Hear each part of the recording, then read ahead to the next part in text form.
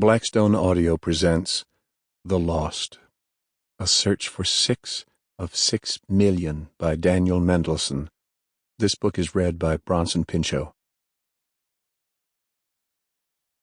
To Francis Begley and Sarah Pettit, Sunt lacrimae rerum. Part 1, Bereshit, or Beginnings, 1967 to 2000.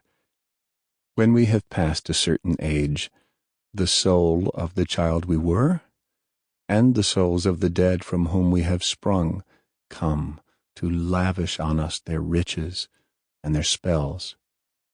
Marcel Proust, In Search of Lost Time, The Captive. 1. The Formless Void.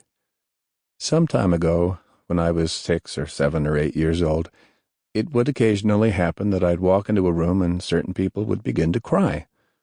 The rooms in which this happened were located, more often than not, in Miami Beach, Florida, and the people on whom I had this strange effect were, like nearly everyone in Miami Beach in the mid-1960s, old. Like nearly everyone else in Miami Beach at that time, or so it seemed to me then, these old people were Jews of the sort who were likely to lapse when sharing prized bits of gossip or coming to the long-delayed endings of stories or to the punchlines of jokes into Yiddish, which of course had the effect of rendering the climaxes, the points of these stories and jokes incomprehensible to those of us who were young. Like many elderly residents of Miami Beach in those days, these people lived in apartments or small houses that seemed, to those who didn't live in them, slightly stale, and which were on the whole quiet, except on those evenings when the sound of the Red Skelton or Milton Berle or Lawrence Welk shows blared from the black-and-white television sets.